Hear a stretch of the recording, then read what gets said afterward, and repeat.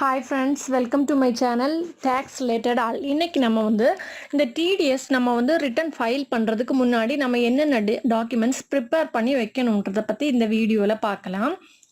அதாவது நம்ம ஒரு எக்ஸல் ஷீட் ப்ரிப்பேர் பண்ணி வச்சோம்னா நமக்கு TDS ஃபைல் பண்றதுக்கு ரிட்டர்ன் ஃபைல் பண்றதுக்கு ரொம்ப ஈஸியா இருக்கும். நமக்கு டைமும் சேவ் ஆகும். நம்ம இப்போ 26Q ரிட்டர்ன் ஃபைல் பண்றதுக்கு முன்னாடி என்னென்ன டாக்குமெண்ட்ஸ் நமக்கு வேணும்ன்றத நம்ம பார்க்கலாம்.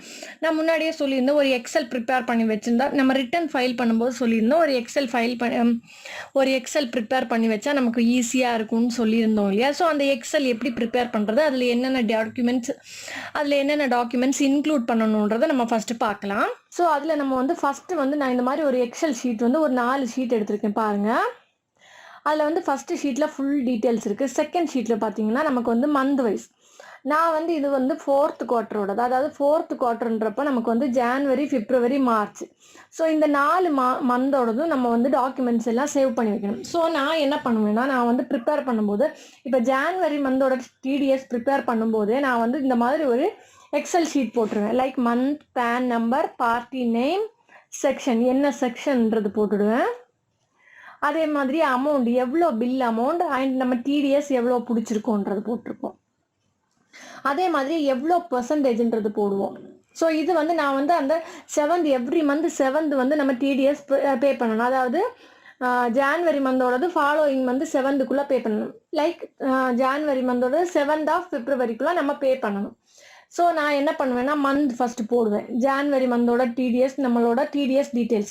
ஸோ ஜான்வரி மந்தில் எந்த டேட்டில் என்னென்ன நடந்திருக்குன்றது பாருங்கள். ஜான்வரி 31st அன்னைக்கு நம்ம ஒரு பேமெண்ட் பண்ணியிருக்கோம். இது 94I செக்ஷனில் இருக்குது. ஸோ தட் ரெண்ட் பே பண்ணுறதுக்கானது. ஸோ ஜான்வரி 31st அன்னைக்கு நம்ம ரெண்ட் பே பண்ணுறோன்னா, ஸோ அந்த டேட் போட்டிருப்போம். அந்த பார்ட்டியோட நேம் இங்கே மென்ஷன் பண்ணுவேன். அதே மாதிரியே பேன் நம்பரும் இங்கே மென்ஷன் பண்ணியிருக்கேன் பார்த்தீங்களா? ஸோ இந்த மாதிரி பேன் நம்பர் மென்ஷன் பண்ணுவோம். ஸோ அந்த பார்ட்டியோட பேன் நம்பர் நம்ம இங்கே மென்ஷன் பண்ணியிருக்கோம் பாருங்கள். நம்ம மென்ஷன் பண்ணும்போது நமக்கு என்ன ஆகும்னா, ஸோ நம்ம மொத்தமாக ரிட்டர்ன் ஃபைல் பண்ணும்போது இந்த பார்ட்டியோட பேன் நம்பர் என்னன்றது நம்ம செக் பண்ண வேண்டியதில்லை. ஏன்னா நம்ம மந்த் வைஸ் நம்ம ப்ரிப்பேர் பண்ணிகிட்டே வரோன்றதுனால. நெக்ஸ்ட் செக்ஷன், அதாவது எந்த செக்ஷனில் நம்ம பே பண்ணுறோன்றதை நெக்ஸ்ட் போடணும். பாருங்கள், நான் ரெண்ட் பே பண்ணுறதுனால 194I போட்டிருக்கேன். அதே மாதிரி அமௌண்ட், எவ்வளோ அமௌண்ட், மொத்தம் அவங்களோட பில் அமௌண்ட் எவ்வளோன்றது. ஸோ அந்த பில் அமௌண்ட்டில் நம்ம TDS எவ்வளோ பே பண்ணியிருக்கோன்றது. நெக்ஸ்ட் பெர்சன்டேஜ், என்ன பெர்சன்டேஜில் பே பண்ணியிருக்கோன்றதும் நம்ம மென்ஷன் பண்ணுவோம். இதே மாதிரியே நம்ம 31st அன்னைக்கே செக்யூரிட்டி சர்வீஸ்க்காக பே பண்ணியிருக்கோம். அவங்கக்கிட்டேருந்து அவங்களோட டோட்டல் பில், எப்போவுமே இந்த பில் அமௌண்ட் நம்ம TDSக்கு எப்படி எடுப்போம்னா, GSTக்கு முன்னாடி அமௌண்ட். நம்ம இப்போ நமக்கு GST முன்னாடினா நமக்கு வேட்ன்ற டேக்ஸ் சிஸ்டம் எல்லாம் இருந்துச்சு இல்லையா? ஸோ எப்போவுமே நம்ம இந்த சர்வீஸ் டேக்ஸுக்கு முன்னாடி இருக்கிற அமௌண்ட் தான் எடுக்கணும். லைக் நமக்கு GST எல்லாம் பிடிக்கிறதுக்கு முன்னாடி எவ்வளோ அமௌண்ட் இருக்கோ அந்த அமௌண்ட்டில் 10%, 1%, 2% இந்த மாதிரி பிடிக்கணும். ஸோ நம்ம இந்த மாதிரி எடுத்துருக்கோம் பாருங்கள். இது 1%. ஸோ அந்த அமௌண்ட்டில் 1% பிடிச்சிட்டு பேலன்ஸ் போட்டிருக்கோம். ஸோ அதோடய நம்ம செல்லான் நம்பர் மென்ஷன் பண்ணணும். இப்போ நம்ம இந்த அமௌண்ட்டை பே பண்ணுறோம் பாருங்கள். பே பண்ணும்போது நமக்கு ஒரு செல்லான் கிடைக்கும் இல்லையா? ஆன்லைனில் பே பண்ணும்போது அந்த செல்லான்லேருந்து நம்ம BSR கோடும் செல்லான் நம்பரையும் மென்ஷன் பண்ணி வச்சுப்போம். அதே மாதிரி நம்ம எந்த டேட்டில் பே பண்ணுறோன்றது பாருங்கள். நான் இந்த ஜான்வரி மந்தோடது February 7th அன்னைக்கு பே பண்ணியிருக்கேன். ஸோ February 7th அன்னைக்கு பே பண்ணிவிட்டு அதே மாதிரியே செல்லான் நம்பர் மென்ஷன் பண்ணியிருக்கேன். ஒரு செல்லான் நான் செப்பரேட்டாக பே பண்ணியிருக்கேன். இப்போ முன்னாடிலாம் செப்பரேட்டாக தான் பே பண்ணேன். பட் இப்போ இருக்கிற சிஸ்டத்தில் நம்ம மொத்தமாக ஒரே செல்லானா கூட பே பண்ணலாம். நான் செப்பரேட்டாக பே பண்ணியிருக்கேன். பே பண்ணதுக்கப்புறமா BSR கோடும் செல்லான் நம்பரும் இங்கே மென்ஷன் பண்ணியிருக்கேன். அதே மாதிரியே பே பண்ண டேட்டும் மென்ஷன் பண்ணியிருக்கேன். இது ஜான்வரி மந்தோடது. ஸோ அதே மாதிரியே நான் February மந்த்துக்கும் மெயின்டைன் பண்ணியிருக்கேன் பாருங்கள். அதே சேம் ப்ரொசீஜர் தான். மந்த், பேன் நம்பர், பார்ட்டியோட நேம், என்ன செக்ஷனில் பே பண்ணியிருக்கோம், எவ்வளோ அமௌண்ட் பே பண்ணியிருக்கோம், அதே மாதிரியே TDS எவ்வளோ பிடிச்சிருக்கோம், TDS எவ்வளோ பெர்சன்டேஜில் பிடிச்சிருக்கோம், செல்லான் நம்பர், BSR கோட், எந்த டேட்டில் பே பண்ணியிருக்கேன். நான் இது பாருங்கள் February மந்தோடது March 5th அன்னைக்கு பே பண்ணியிருக்கேன். ஸோ இந்த மாதிரி நம்ம எல்லாமே மென்ஷன் பண்ணி வச்சுக்கணும். நெக்ஸ்ட் நான் அதே மாதிரியே தான் மார்ச் மந்த்துக்கும்.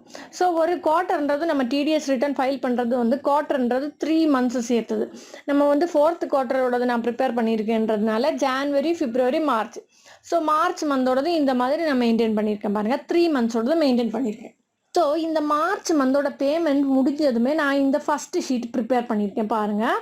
இந்த ஃபர்ஸ்ட் ஷீட் நான் எப்படி ப்ரிப்பேர் பண்ணுவேன்னா, ஃபர்ஸ்ட் வந்து மந்த், பேன் நம்பர் அதே சேம் தான், month, PAN number, party name, section, amount, TDS percentage, Challan number BSR code, date of payment. இந்த மாதிரி தான் நான் மறுபடியுமே ப்ரிப்பேர் பண்ணுவேன். அதே ஷீட் தான்.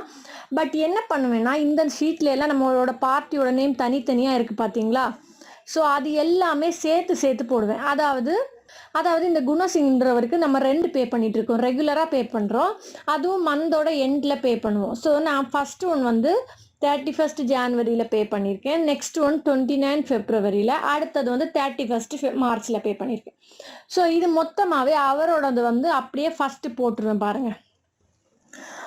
ஒருத்தங்களோட ஒரு பார்ட்டியோடதும் செக்ரிகேட் பண்ணி போடுவேன். அதாவது அதில் வந்து ஒரு மந்தில் பே பண்ணது. ஸோ இந்த ஷீட்டில் வந்து எப்படின்னா, அந்த 3 மந்த்துக்கும் சேர்த்து நம்ம எல்லாம் மொத்தம் எவ்வளோ பே பண்ணியிருக்கோன்றது. ஸோ பாருங்கள், நமக்கு இந்த மாதிரி வந்து ஃபில்டர் பண்ணி நம்ம பார்க்கலாம்.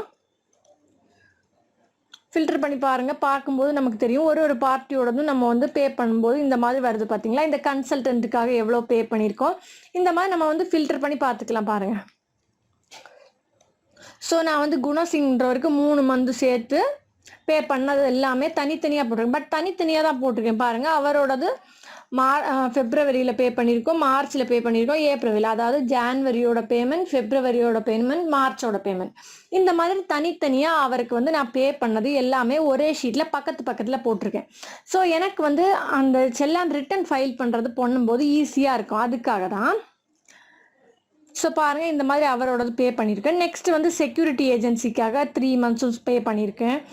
அதே மாதிரி ஒரு ஃபினான்ஷியல் கம்பெனிக்கும் நான் பே பண்ணியிருக்கேன். ஸோ ஃபினான்ஷியல் கம்பெனிக்கு 3 மந்த் பண்ணதுமே பக்கத்தில் வச்சுருக்கேன் பாருங்கள். அது வந்து ஜான்வரி 7th பே பண்ணியிருக்கோம், ஃபெப்ரவரி 7th பே பண்ணியிருக்கோம், அதே மாதிரியே மார்ச் 7th பே பண்ணியிருக்கோம்.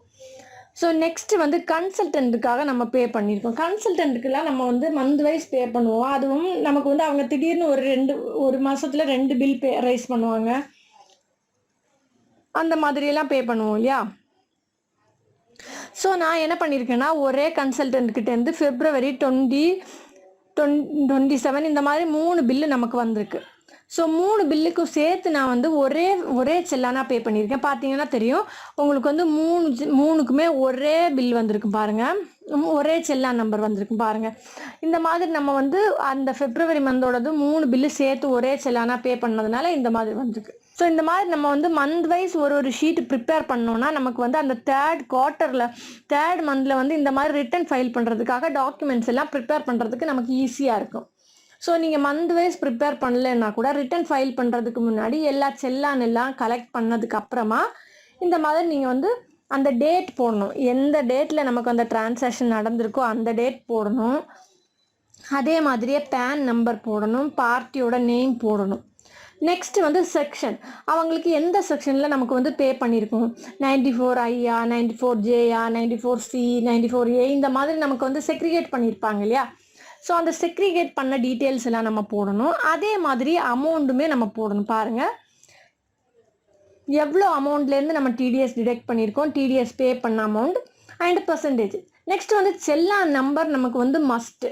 ஸோ செல்லான் நம்பர், பே பண்ண டேட், பிஎஸ்ஆர் கோடு வந்து நமக்கு மேக்ஸிமம் சேமாக இருக்கும். ஸோ இந்த மாதிரி எல்லாமே நம்ம ப்ரிப்பேர் பண்ணி வச்சுக்கணும் ஃபஸ்ட்டு. ஸோ ப்ரிப்பேர் பண்ணதுக்கு அப்புறமாவும் நம்ம ரிட்டர்ன் ஃபைல் பண்ணும்போது இன்னும் நமக்கு அடிஷ்னலாக நிறைய டீட்டெயில்ஸ் தேவைப்படும். பாருங்கள், இந்த மாதிரி நம்ம ஓப்பன் பண்ணுறோன்னு வைங்க. நான் இப்போ வந்து 24Q ஓப்பன் பண்ணியிருக்கேன்.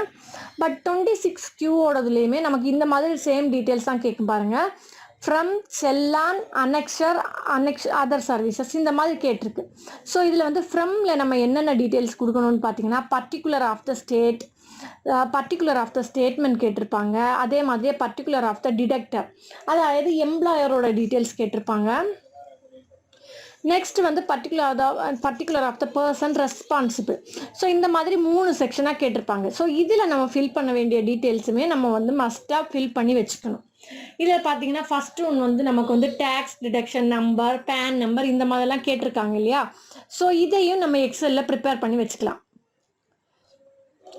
பாருங்கள், பர்டிகுலர் ஆஃப் த ஸ்டேட்மெண்ட், அதில் வந்து நமக்கு வந்து டேன் நம்பரும் பேன் நம்பரும் வேணும். ஸோ அது ரெண்டும் நம்ம இங்கே மென்ஷன் பண்ணி வச்சுக்கணும்.